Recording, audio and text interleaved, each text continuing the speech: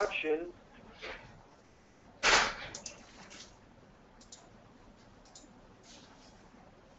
There we go. There we go, Paul. Let's make sure we get there. We go. Okay. First of all, a brief introduction of the topic today. First of all, let me introduce Tri-Diagonal Solutions. Tri-Diagonal Solutions has offices in the United States in San Antonio, Texas, and Cincinnati, Ohio. We also have an office in the UK and a technical support center and development center in Pune, India.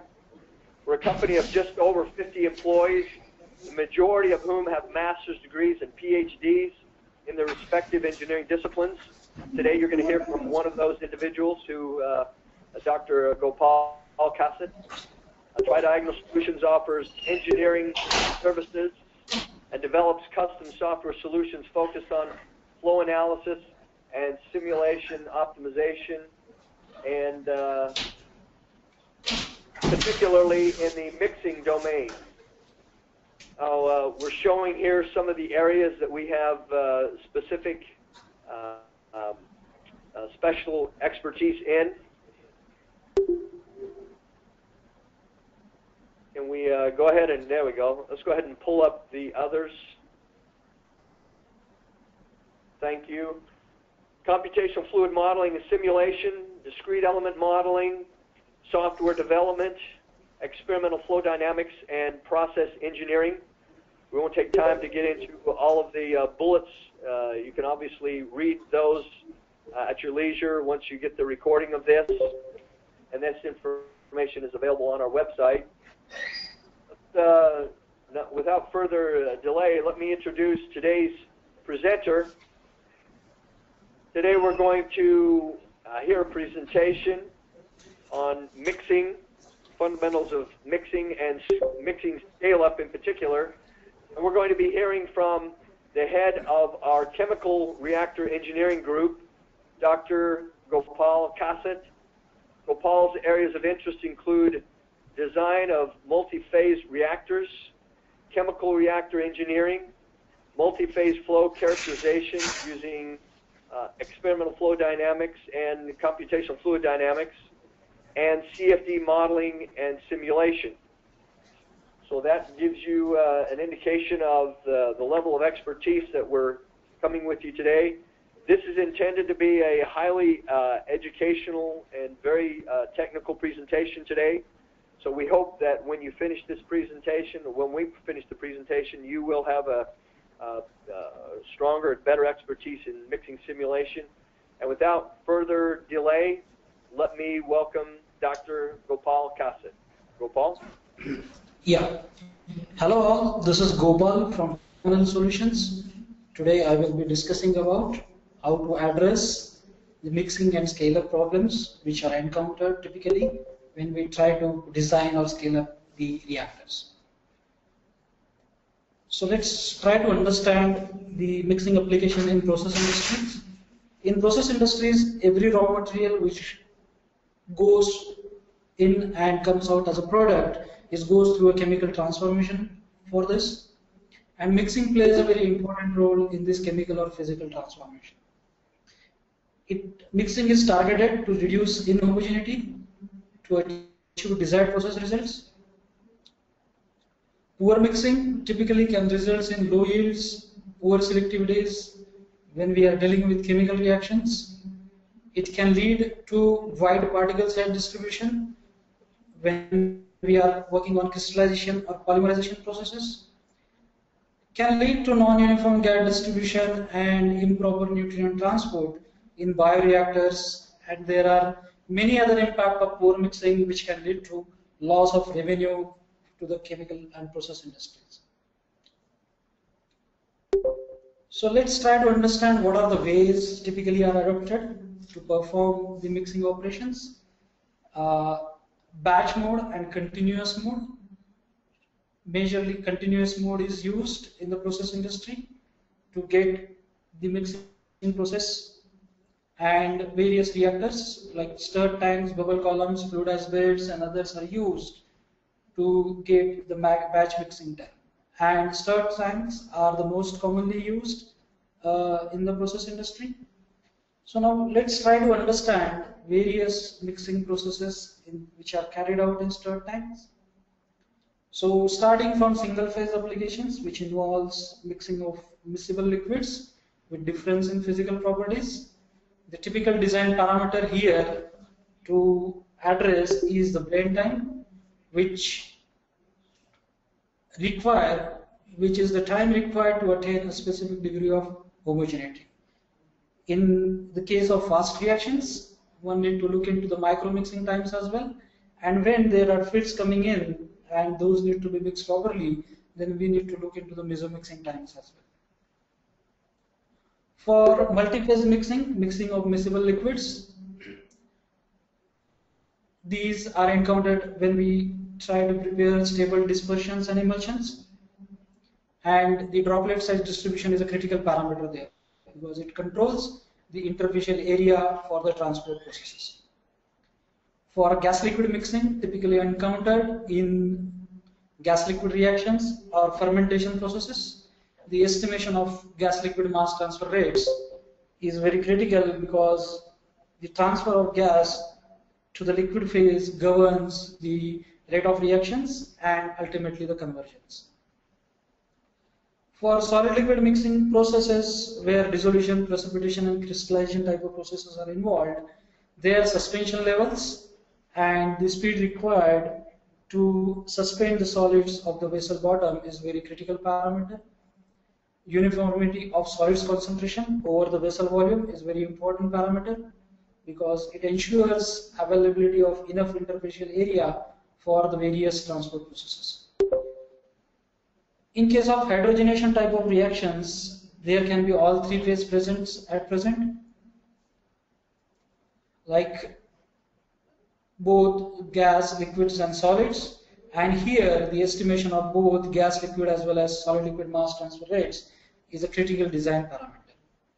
So we have listed various processes and the design parameters, but the main question is how to estimate these design parameters. So to address this question, we need to first understand what are the various design variables which we need to address or we have at our hand. So looking at the reactor hardware parameter, they includes tank shapes. Those can be like cylindrical tanks, rectangular tanks, spherical tanks. Spherical tanks are typically encountered in our lab scale setups where some round bottom flasks are used to conduct the kinetics of the process. And cylindrical vessels are encountered in our plant and pilot scale vessels. One of the most critical parameter is the selection of impellers. For a design engineer, there are many types of impellers available, like axial flow, radial flow, mixed flow impellers. There can be various sizes of the impeller which we can use, various numbers if the vessel are tall. Then multiple impellers need to be used. Their location also governs the mixing process and its impact on the process performance. Apart from impellers, degree of baffling is also one of the important parameter. Its number, size, location, how we place the baffle, what type of baffles are used, generally governs the mixing processes. Apart from all these, presence of internals, tubes, coils also affect the flow in the vessel and hence affect the process output, and that also need to be considered. So these are like variables which are related to the reactor hardware. Apart from reactor hardware, we have at our disposal to control various operating conditions. We can control the rotational speed, heat transfer rates, feed addition rates to control the process output. So as we understand the design variables, let's have a look at what are the methods available to us to address or select these design parameters to get the proper design of the vessel. So if we look at the design methods, there are like 3 levels of methods.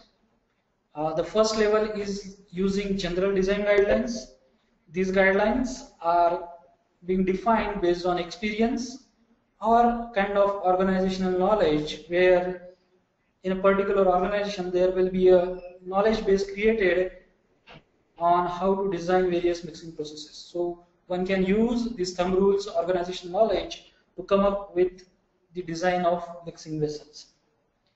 The level 2 method includes use of empirical correlation to estimate various mixing parameters. These correlations are typically derived from experimental data, or they can be arrived at from the solution of mass and momentum equation at a global scale. Level 3 methods includes high fidelity experiments, or then other methods are like numerical simulations, which are based on computational fluid dynamics based models, in which the mass and momentum equations are solved at a local scale.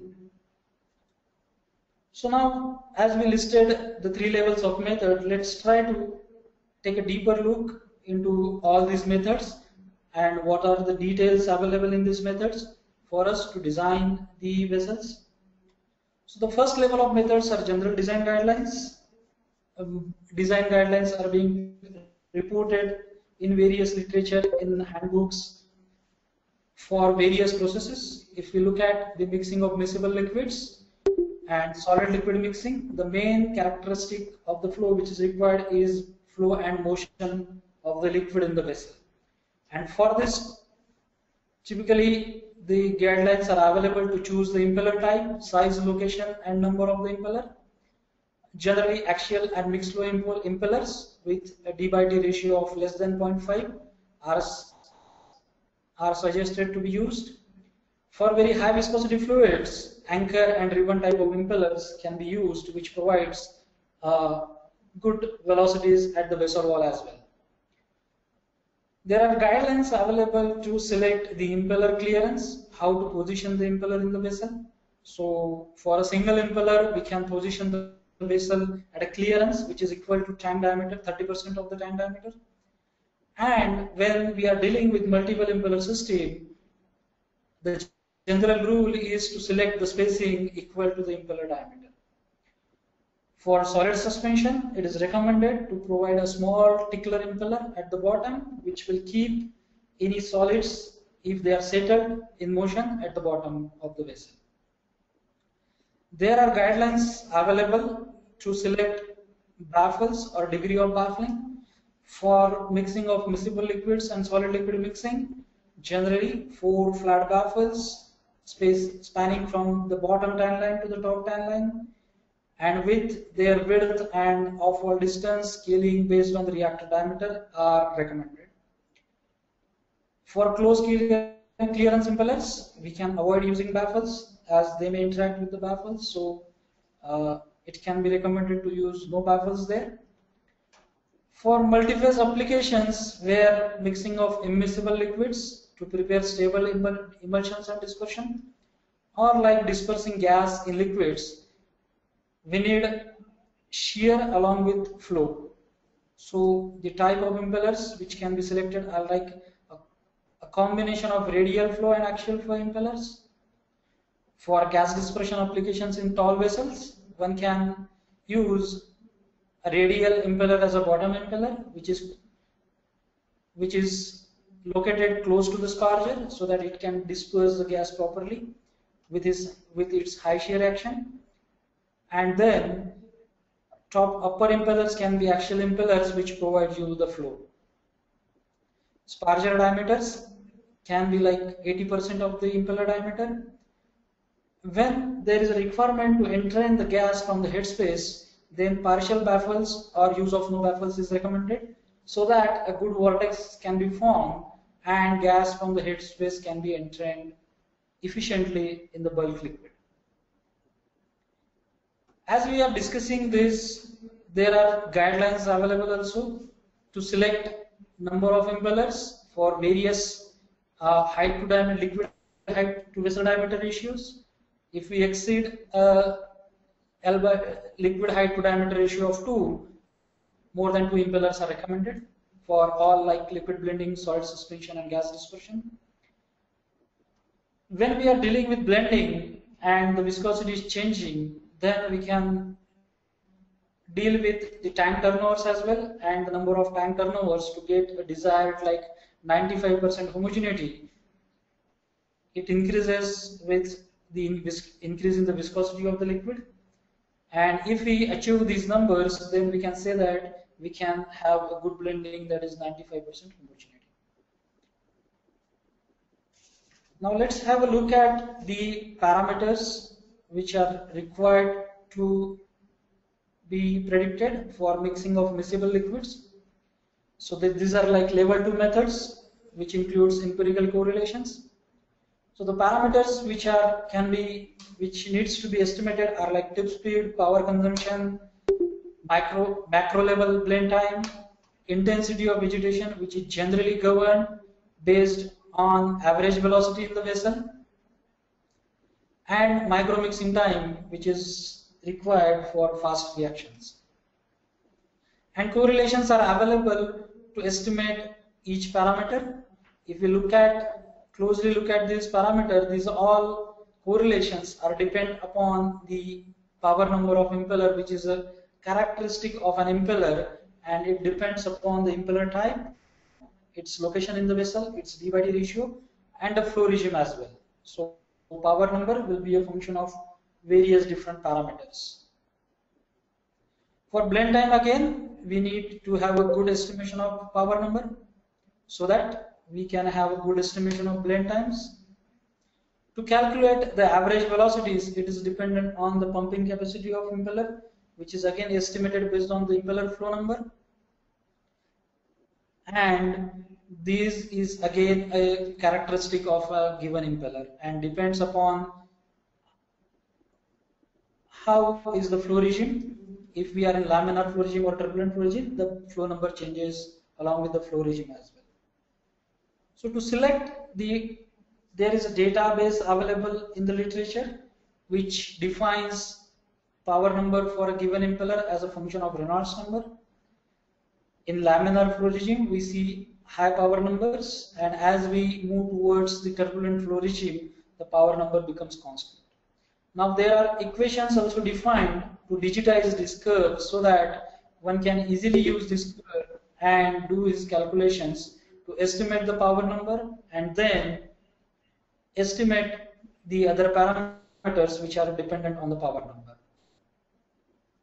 So these are like for mixing of miscible liquids. Again, guidelines are available to select combination of impellers or spacing between the impeller. People have studied impact of impeller spacing on power consumption. Generally, we take that if there are two impellers present, we typically add the power for both the impeller, but this may not be the case.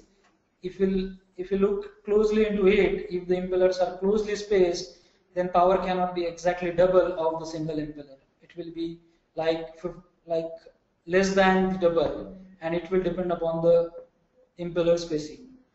Here, one point need to note into that these studies are again available for limited impeller and limited impeller combinations. This particular study which I am listing here is available for multiple Ruston turbines. As we move away the Ruston turbines, they try to operate independently when the clearance to impeller diameter ratio or spacing to impeller diameter ratio is double the impeller diameter.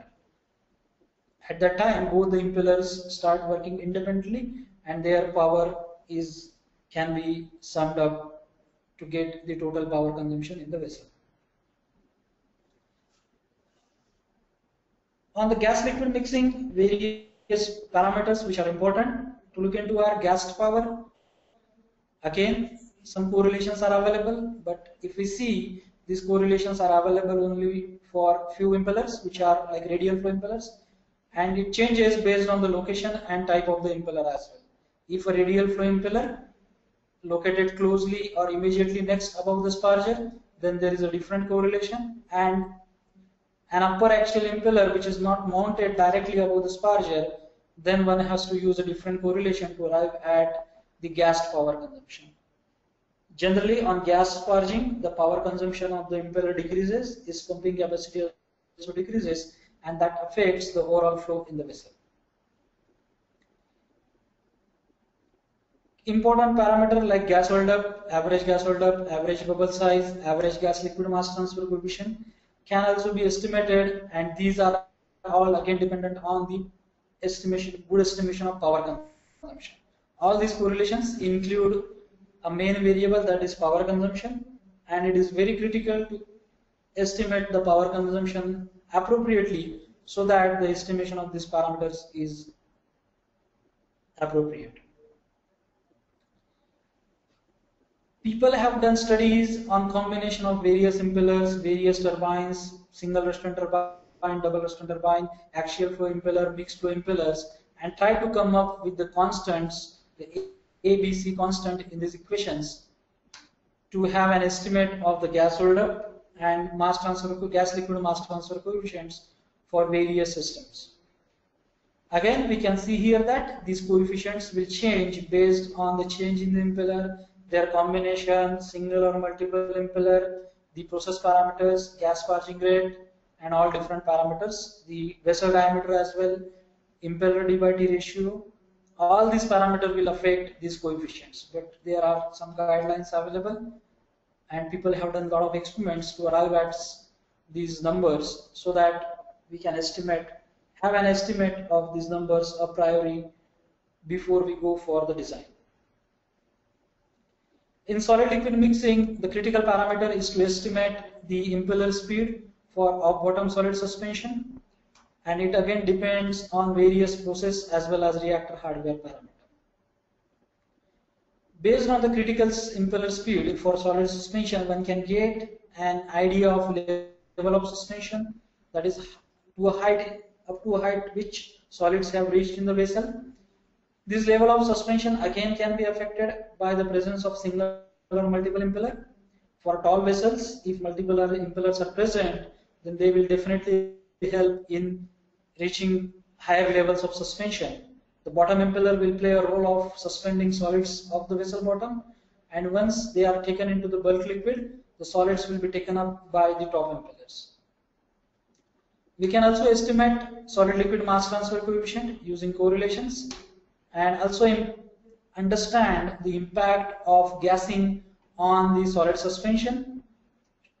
As we have previously seen that gassing will reduce the power consumption and the impeller flow, it will also impact the solid suspension levels. Once the gassing is started, the solid suspension levels may reduce, or the flow generated by the gassing may also helps to increase the solid suspension level. So the impact is complex there. We see here that the important parameter in estimation of critical impeller speed is this constant S, which is called as Zwittering constant. And in the literature, there are information available on various values of this S constant for various impeller, and as we can see, the constant depends on the impeller diameter, its clearance, its location in the vessel, its type, number of blades on the impeller, and all various parameters governs the value of this constant. People have also tried to review the Zwittering correlation, which was proposed in 1958, and tried to come up with various different values of constant based on their experimental studies with different impellers. One can have access to these literatures and use these based on the system of interest. Guidelines are also available to judge the suspension criteria based on the speed ratio, again defined here, the operating speed to the critical impeller speed ratio, and those will change based on the solids, characteristic of the solids which needs to be suspended of the vessel. Based on the settling velocity, these higher and higher speeds will be required to suspend the solids of the vessel bottom. So to summarize this level 1 and level 2 method, there are pros and cons to it. These methods are quick methods. We can do quick calculations based on the various equations, coefficients available, and estimate the mixing parameters, which will help us in understanding performance of the vessel very quickly. The negative part of it is like it only provides us average information, it doesn't provide us any local information. And again, as we discussed, if they are heavily dependent on the impeller characteristic, we need to have a good estimation of impeller power number and flow number so that we can estimate all these parameters appropriately and efficiently. However, this impeller power number and flow number are generally defined for standard conditions, and the data is available for various standard impellers. As we move away from the standard conditions for which these correlations are defined, we are prone to generate uncertainty in our calculations when there are deviations from the standard calculations, and the use of these level 1 and level 2 methods can be restricted. So what is the option available then? The level 3 method then help us to understand the flow and performance in deep. The first are like experimental methods. You go build your system, do the experiments, but this can be expensive. Prototyping of the system can be expensive and time consuming. Also, even if we do the prototyping, try to do the testing, then it will include a lot of difficulty to measure a lot of parameters in great details or a lot of local information. One has the option always to build the scaled down model and use various measurement techniques like laser Doppler anemometry, particle image velocimetry, or tomography techniques to measure the gas distribution, solid suspension levels, velocities in the vessel. But again, these all will be time consuming. Again, when we build the scaled down model, the measurements and the estimates we will come up with will be limited to those experiments only. So the other options available to us is to use advanced models, advanced computational fluid dynamics based model, which are based on solution of mass, momentum, and energy conservation equations. They provide us detailed insight into the flow pattern in the vessel and help us to quickly analyze multiple scenarios, multiple design scenarios, combination of multiple designs with process conditions. We can evaluate quickly using these different parameters. So what does CFD means? So computational fluid dynamics models are the solution of mass, momentum, and energy equations. Various steps involved in the CFD analysis are creating a geometry of the reactor, 3D geometry of the reactor, discretizing it into number of small volumes where the actual computation will happen, then defining the boundary conditions, process properties, fluid properties, and solving the governing equations to get a converged flow field. We can use various commercial codes available, or we can use individual codes developed by various researchers to solve these equations and come up with the results, which again need to be analyzed in great detail to extract the parameters of interest. So how does CFD help us for stirred reactors?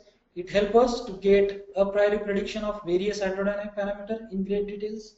We can understand flow patterns, velocity distribution in the vessel. We can understand how the flow is moving in the vessel. Where are the low velocity zones? Where are the dead zones? We can locate them and try to eliminate them by some design modifications. CFD also gives us detailed energy dissipation rates in the vessel. It also helps us to understand distribution of mass transfer rates, local mass transfer rates, and other.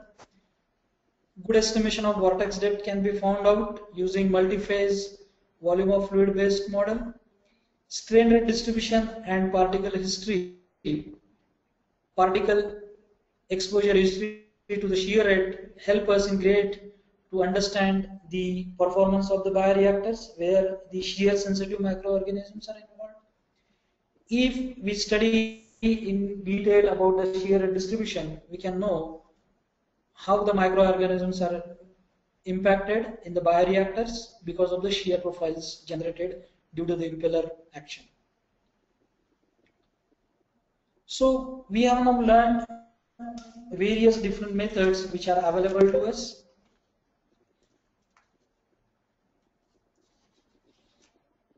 And now let's try to look into how to apply these methods to address various design problems. In next few slides, I will try to explain you how these methods can be applied to come up with appropriate design with the help of some of the examples which we have addressed in our. So let's try to look at the first example where the problem was to design a agitator system for a scaled up reactor. The process was studied at lab scale and the mixing time at the lab scale was about like 10 seconds. And the objective was to design an agitator system which will have the similar mixing time at the scaled up reactor as well. So the step one was just to use the general guidelines, as this was a mixing of miscible liquids. The obvious choice was an axial flow impeller, and we selected hydrofoil impeller as it gives us good flow at a cost of low power. So hydrofoil impellers consumes low power but gives us good flow. The typical impeller diameter and clearance were selected, and standard 4 flat baffles were selected. So once the design was evolved, then the next step was to come up with at what speed we should be rotating the impeller. So we use the step 2 methods, level 2 methods, where correlations are used to come up with the blend time as a function of impeller speed, and then the speed at which we get the blend time lower than 10 seconds was selected. So about 95% homogeneity can be achieved at an impeller speed of 250 rpm in about 8.2 seconds. So we gone ahead with this rpm, built the system, and then when we measured the actual blend time, and on the actual build-up system, it was about like 9 to 10 seconds. So here, for such class of problem, the level 1 and level 2 method, which are like using general design guidelines and correlations, gives us a good estimate, and we can comfortably design or rely on the design based on these methods, which are evolved based on these methods. As a backup calculation, we also try to understand the flow in the vessel using CFD models, and there also we see that the design which was arrived from the correlations and general guidelines give the good performance for such kind of applications. The next example is like we have to optimize the particle size distribution in a suspension polymerization process where the resins beads were formed. The reactor which was present for other process was supposed to be used to get the process done, but when the reactor was employed, then a very wide particle size distribution was obtained. The desired was the green curve which I am showing you here, but what was obtained was like the blue curve. Then it was thought to address this issue, so general guidelines and correlations were looked up into. They suggest that change the impeller speed to change the shear rate. If we decrease the impeller speed, shear rate will decrease and we can have coarser particle. If we increase the speed, shear rate will increase and we can have finer particle. Those were tried, but if we see, even after trying or changing the impeller speed, the particle size distribution was broader, only it was shifted to more coarser side. As the speed was decreased, shear levels were decreased. So the options based on the general guidelines were not working here. So what to do next? Then we again use general guidelines to alter the reactor design, agitator system design. So as this was like having the beads suspended properly in the vessel, getting the good flow, so again axial flow impellers were selected, a couple of designs were evolved based on the general guidelines, their locations of the impeller, their diameter were selected, and then CFD models were used to get more in-depth analysis into the shear rate history of the particle, the bead particles which will be formed during the polymerization process, they will be soft in the initial stages.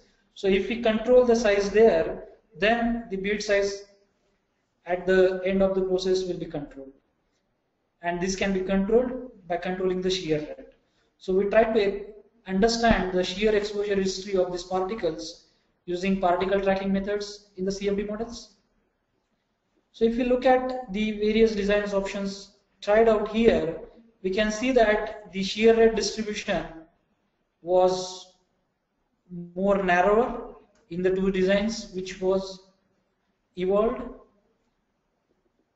However, then the problem was still at what speed to rotate. So the CFD models were again used to get done the various simulations at various operating conditions, and then a final impeller speed was arrived at. One of these design was selected, was implemented, and the results we can see here. The desired was this green curve, and what was obtained was very close. This violet curve, if we see, what was obtained was very close to this the desired curve. So here we understand that even though we have general design guidelines and we can come up with designs, but use of advanced models are needed to understand the process parameters in great details and understand their impact, the impact of reactor hardware along with the operating conditions on the final process output. The third example is of design of an aerobic fermentation where the gas or air was passed from the bottom. Microorganisms were involved here, so shear rate needs to be controlled. Proper gas dispersion is required so that oxygen is available uniformly throughout the reactor volume. The design was evolved based on the general design guidelines. Bottom impeller was selected as a radial flow impeller, which was placed close to the sparger. Top impeller was, again, the top two impellers were axial flow impeller to provide the flow, and the impeller diameter and spacings were selected appropriately based on the design guidelines. Then correlations were used to check the average gas liquid flow characteristic, the average values of gas buildup, mass transfer coefficients. Those looks good.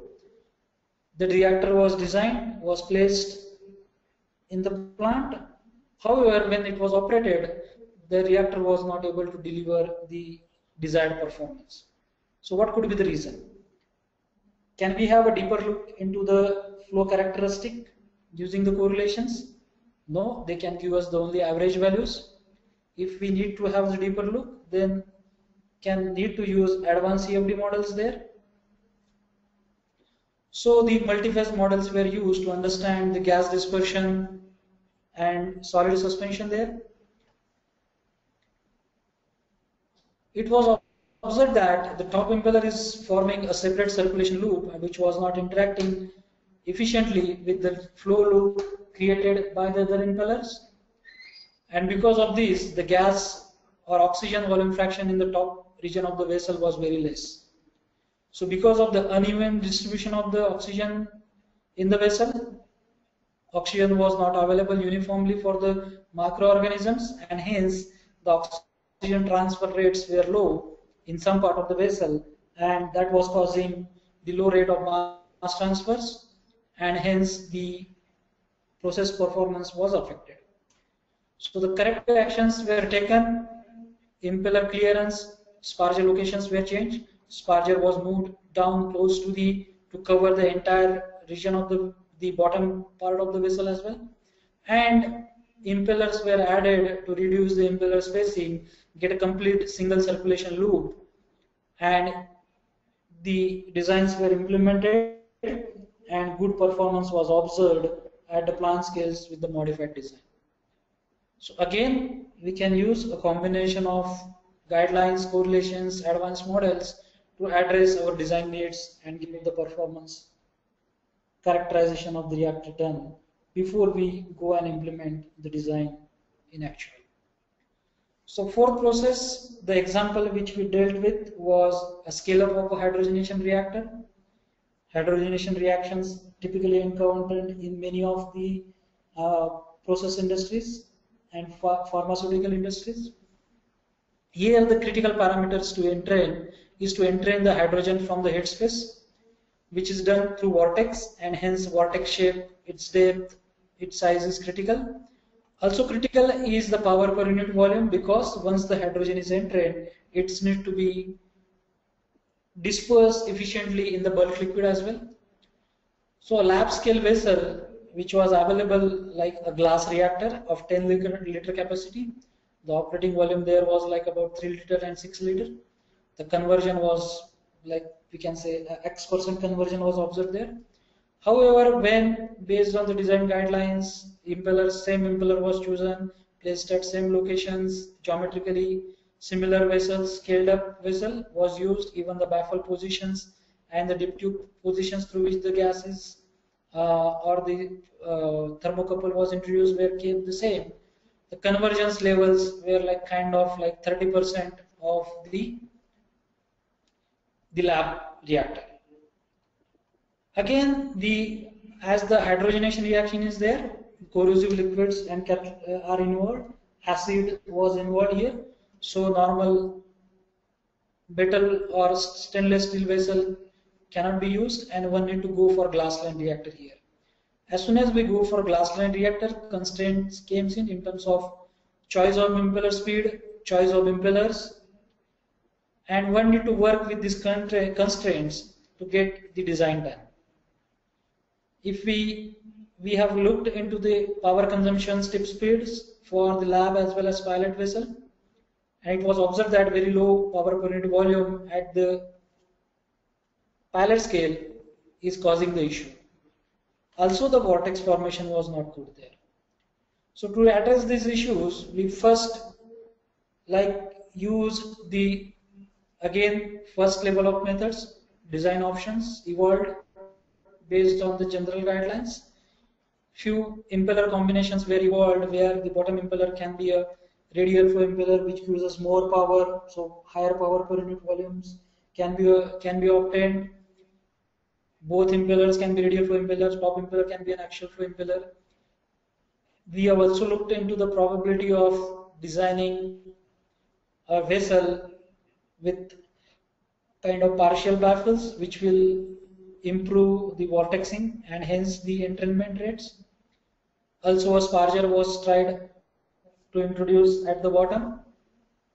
Few design options were evolved based on the general guidelines. Then to shortlist some of these designs, correlations were used to get an average estimates of the power consumptions and gas dispersions, mass transfer coefficients. But the problem was how to estimate vortex formation. There are very few correlations available. Again, those for standard systems, standard impeller combinations. And for such non-standard designs, we cannot estimate vortex formation based on the correlations which are available.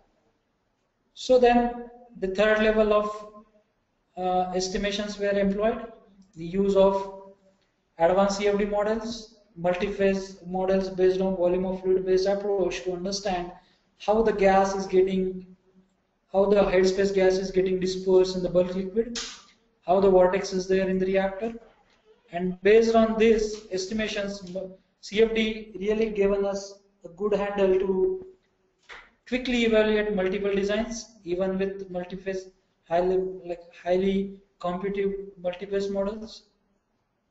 And then the final design was selected.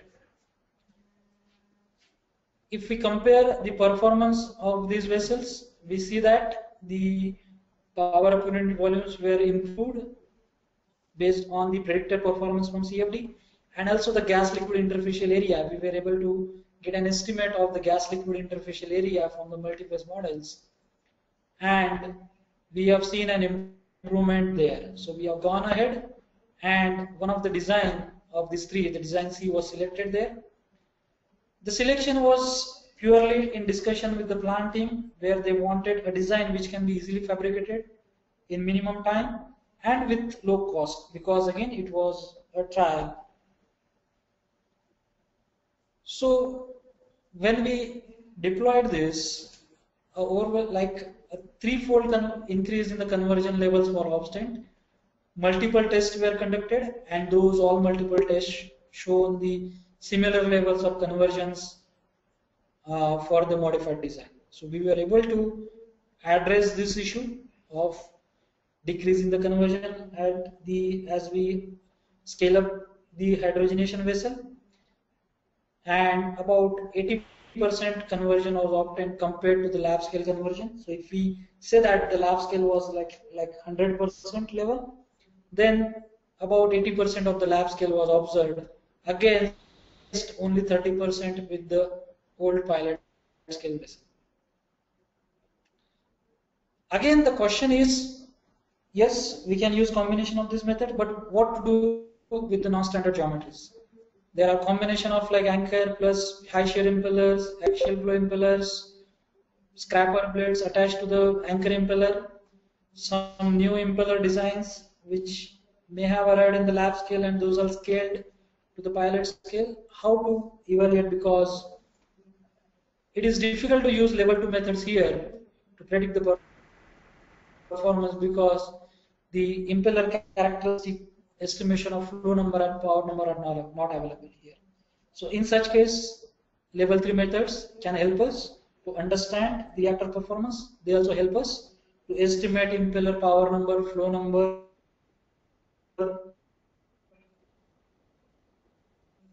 for individual impellers with these models to get the better designs done and implemented. So to summarize today's discussion, multiple methods are available to address the mixing and scale-up issues. The appropriate choice of the solution depends on the complexity of the problem. For simple and like as we have seen in various examples, level 1 and level 2 method can help us to address some of the issues. But if the problem is more complex, then if it requires great level of details, then we need to employ complex or like advanced models to understand the vessel performance. So it is recommended to use a combination of these methods to adopt most appropriate design. One can start with level 1 method to evolve various design concepts. Level 2 methods can be used to get a rough and quick estimate of important mixing parameters. It can help to shortlist multiple designs which are evolved using the level 1 methods. And then, if required, level 3 methods can be employed to get the detailed information which is not available using level 1 and level 2 methods. And finally, we can get the design done. So with this, the question now comes in, yes, we can use all these methods, all these different calculations can be done, but if you look at, there are a lot of correlations available, a lot of different parameters have to be estimated. How to remember these correlations? We can develop our own Excel sheets, code these equations, come up with those, but are there any tool available so that which will help us to get these estimation done quick? So is there any answer to if any tools are available? Yes, there are tools available. Tridiagonal has developed one such tool which is called Mixit, the enterprise mixing analysis tool, which can be deployed enterprise-wide to analyze the mixing performance of these stirred reactors. It can help scientists and engineers to use these methods to come up with better designs of mixing system. So what does Mixit have? It has various features. One can create a reactor database, access it whenever required. So reactor database of the various reactors are available in the organization can be created, stored. The level 2 methods here are like one can use empirical correlations. One can also define their own correlations. If they want to use different correlations, those also can be punched in there. The level 3 methods are fully automated in this tool. So the process engineers, chemists, scientists don't need to worry about getting into in-depth analysis of the various steps involved in the CFD analysis. It is fully automated in this tool. Various models which are like single phase, heat transfer, species, particle tracking based models are available to choose from. This tool also gives user a facility to customize the impeller library. One can quickly add arbitrary shape impellers along with its characteristics and use it for the automated CFD analysis and the empirical correlation based calculations to come up with its design methods. For more information, you can log on to the mixit@tridiagonal.com or contact the sales email address for more queries and get more information on the Mixit tool. Thank you for your patience. Now we will be happy to answer if there are any questions. Thank you, Gopal. I appreciate the presentation you gave, and we're going to have just a few minutes to answer some questions. I remind you to use the chat box down on the GoToMeeting bar to ask any questions you have. We do have a couple of questions that have come in so far. We'll just have a few minutes to answer any questions before we finish up here. I promised while we're waiting for a few more questions to come in here, I promised to talk about a special bonus for those of you who are on the call today.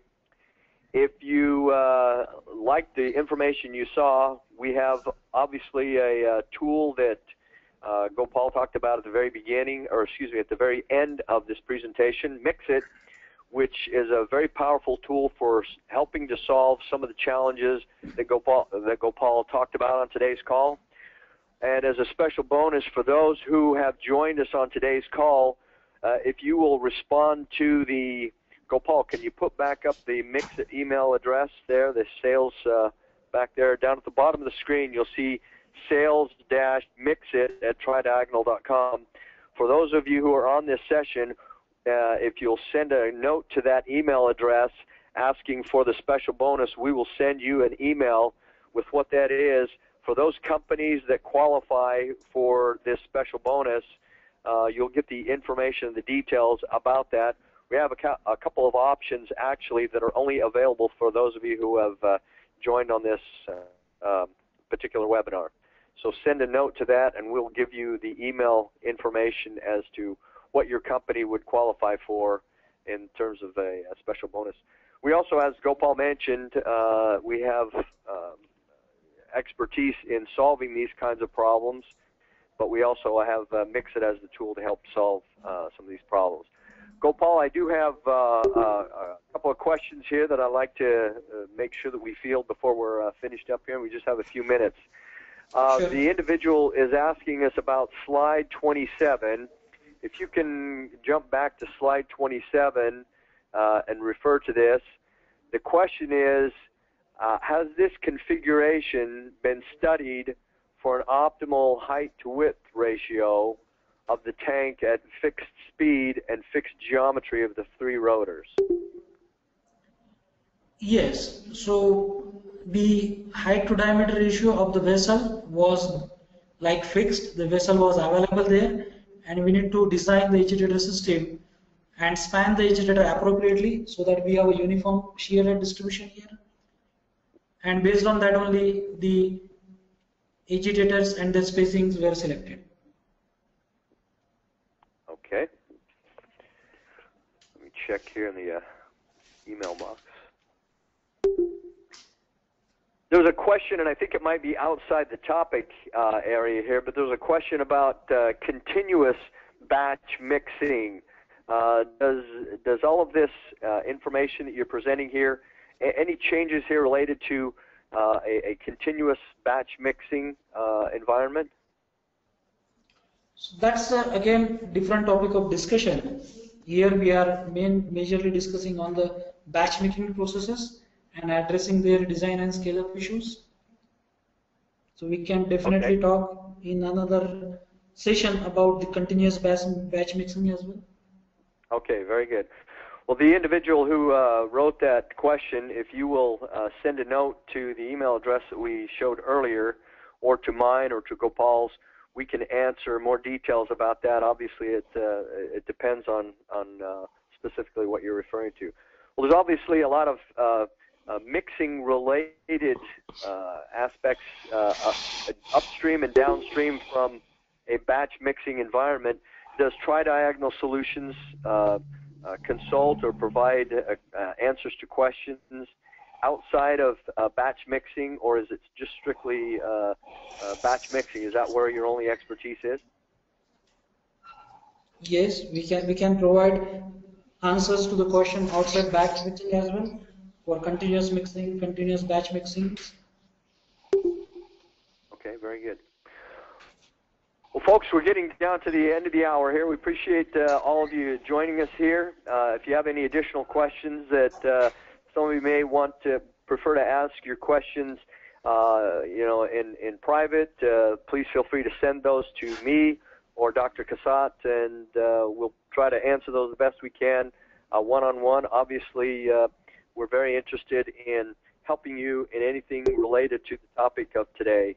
We'll be having another webinar, an educational webinar similar to this on some different mixing-related topics in another 60 days. So we look forward to having you join us at that point if you got value out of today's session. Look forward to hearing from you. Thanks, folks. Thank you. Thank you all there.